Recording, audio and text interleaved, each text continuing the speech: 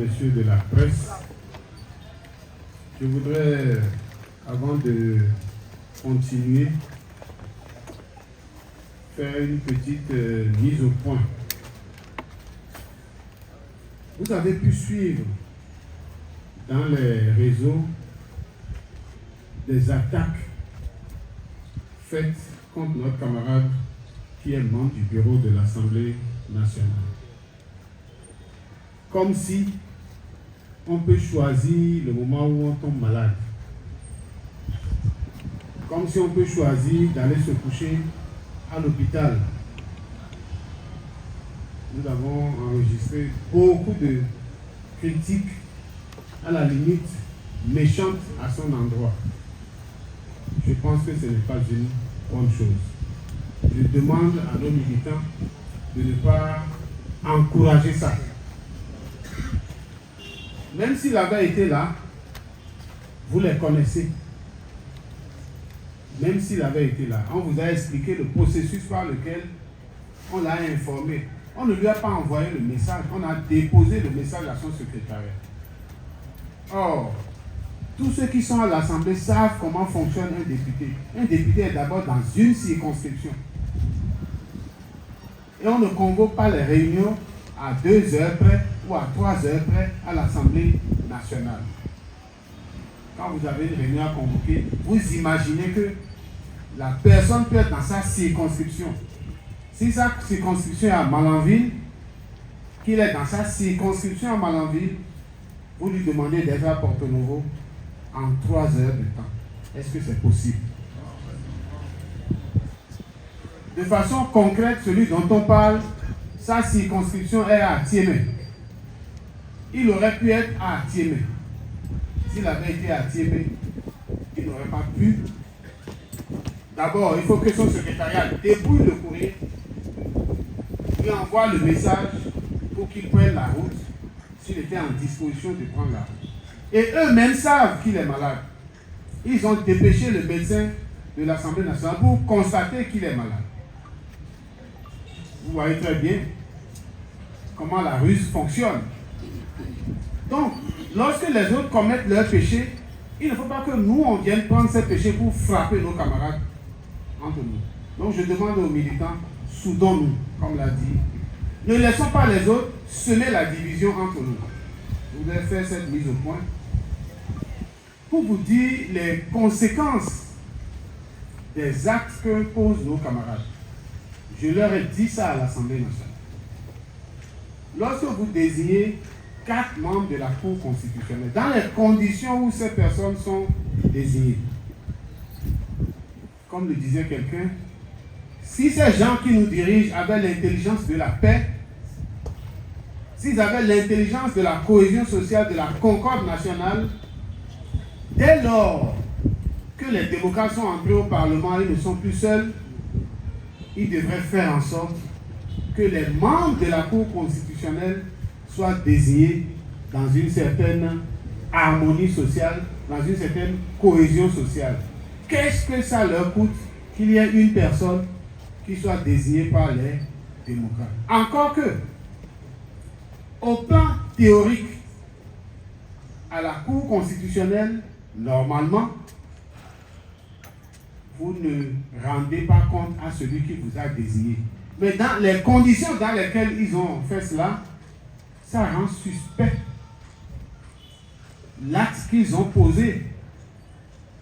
Et donc, ce qui est important que nous sachions, que vous sachiez, ils auraient pu désigner les membres de la Cour constitutionnelle sans que ça nous fasse ni chaud, ni froid. Mais le problème, c'est quoi? C'est que nous avons vu la Cour constitutionnelle fonctionner dans ce pays. Nous avons vu les cours constitutionnelles fonctionner dans ce pays. Notamment la dernière, où avec le président qui est après devenu président du parti,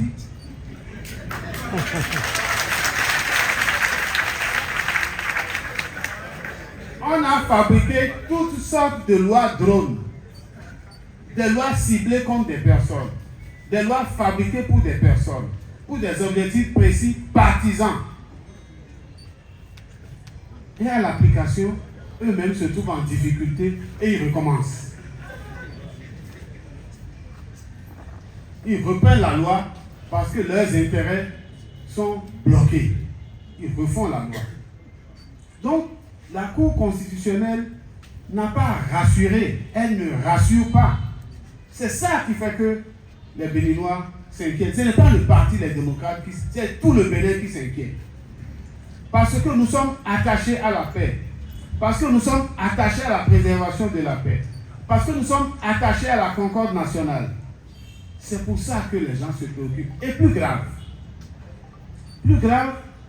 et je leur ai dit hier ou avant-hier à l'Assemblée nationale, lorsque vous avez désigné 4 personnes dans les conditions où vous les avez désignées, et que vous voulez désigner la Haute Cour de justice, la Haute Cour de justice, c'est qui?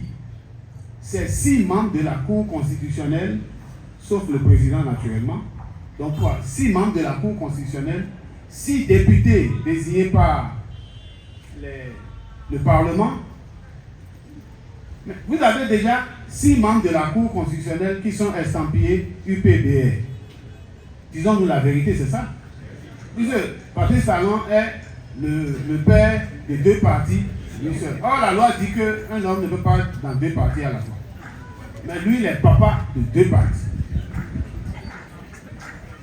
6 membres estampillés UPBR, et maintenant on veut désigner à l'Assemblée nationale, et sur 6, alors que les règles que eux-mêmes ils ont promues, sur lesquelles ils se sont basés pour tenter de se défendre, lorsque nous avons demandé à avoir 2 membres au bureau, lorsque nous avons demandé à présider les commissions de l'Assemblée, etc., ils se sont souvenus qu'ils étaient tous de la majorité. Maintenant, ils racontent des choses que je leur ai dit de ne plus jamais répéter parce que ça va perturber le cerveau de nos apprenants dans le pays. Ils racontent des choses comme ça, comment on a 2 minorités. Il ne faut plus jamais dire ça. Ne relayez même pas ce qu'ils disent. Donc, quand ça se fait comme ça, c'est pour que nous ayons à la Haute Cour de justice, je pense qu'ils sont 13, si mes souvenirs sont bons, il y aura le président de la Cour suprême, nommé par le chef de l'État. 6 membres de la Cour constitutionnelle, nommés par le chef de l'État et sa tendance. Et ses tendances. 5 membres désignés à l'Assemblée nationale, propriété privée du chef de l'État. Il ne resterait qu'un seul individu qui proviendrait d'une autre tendance que les tendances. La Haute Cour de justice est chargée de juger les ministres. Vous avez compris ce qui est là? Quel type de jugement vous voulez avoir lorsque le tribunal qui est chargé de vous juger est composé essentiellement de vos cousins, de vos parents, de vos amis, etc. Ce sont là les inquiétudes que vous avez. Ce sont là les inquiétudes que nous avons. Je laisse tomber les inquiétudes liées aux élections. Et j'en reviendrai. Donc, lorsque ça se passe comme ça, il y a de quoi s'inquiéter. Et nous nous inquiétons à juste titre. Et nous faisons des propositions pour que ça soit corrigé. Parce que nous restons attachés à la paix. Ça m'amène à chercher, à comprendre avec vous pourquoi aller s'asseoir sur l'esplanade de l'Assemblée nationale et dire nous protestons contre la manière dont la Cour constitutionnelle est désignée. Pourquoi ça peut faire peur? Pourquoi ça peut faire peur? Pourquoi? Parce que vous avez montré le 8 janvier votre détermination à mettre fin à ce type de régime. C'est la peur, ça. C'est la peur. C'est ça qui fait leur peur. Je ne comprends pas. Le maire estime qu'il y aura débordement. Est-ce que c'est nous, on lui a dit qu'on veut déborder? Est-ce que nous, on lui a dit qu'on veut déborder? Le président de l'Assemblée nationale estime qu'il n'a pas les effectifs pour nous contenir. Est-ce qu'on lui a dit qu'on veut déborder? Mais s'ils sont habités par la peur comme ça, c'est la preuve pour nous que nous devons continuer à nous organiser méthodiquement. Ce qui est certain, le 8 janvier, vous avez pris les dispositions pour mettre fin à cet état de choses. Comme dit mon doyen Azatassou, ils ont volé. Mais vous avez compris qu'ils ont volé. Vous avez vu comment ils ont volé. Vous savez comment ils volent. Et nous sommes allés à la Cour constitutionnelle. La Cour nous a dit, vous devez vous débrouiller pour avoir les procès verbaux. J'ai dit aux gens de la Cour, vous nous avez donné un bon enseignement. Nous nous débrouillerons pour avoir les procès verbaux. Ça veut dire quoi? En tout cas, ça veut dire ce que ça veut dire.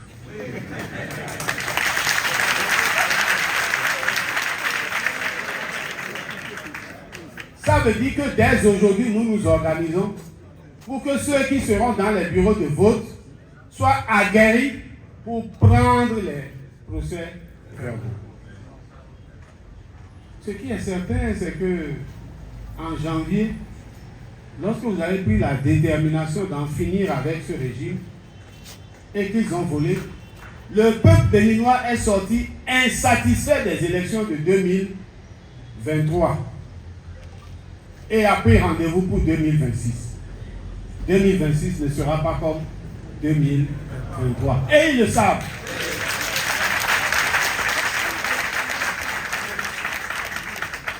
Et ils le savent. C'est pour ça que je voudrais dire à chacun d'entre nous qu'il n'y a pas de défaitisme. Ah, ils ont pris la Cour constitutionnelle. Ah, ils ont pris... Bon, est-ce que nous on peut encore gagner maintenant? On ne va pas gagner. Qui a dit qu'on ne va pas gagner?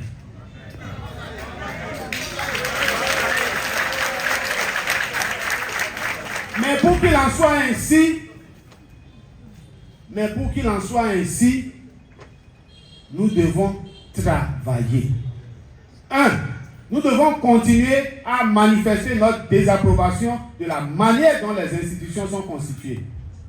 Nous avons fait des propositions. Nous leur avons dit, venez, nous allons nous asseoir. Cette proposition date de longtemps. Nous avons toujours répété ça. Nous voulons un dialogue national au cours de laquelle un ensemble de questions seront abordées. Quand on aura fait ce dialogue, peut-être ça donnera l'occasion à ceux qui se disent de l'opposition et qui passent le temps à flageller le parti Les Démocrates, de venir faire leurs propositions concrètes. Parce qu'il y en a qui bavardent, ils ne font jamais rien.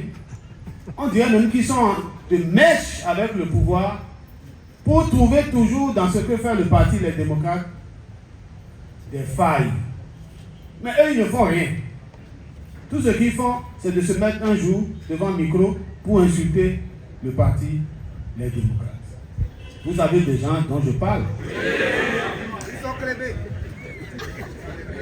Car en vérité, après tout ce que vous avez fait, après tout votre investissement pour que nous réussissions les élections, qu'on nous a volé, après tout ce que vous faites, vous continuez de faire sur le terrain, après tous les sacrifices que font les camarades à l'Assemblée nationale, mais Orukubu aurait aimé être à la haute cour de justice, au parlement de la CEDEAO, au parlement de l'UEMOA, etc. Si ce n'est qu'une préoccupation individuelle,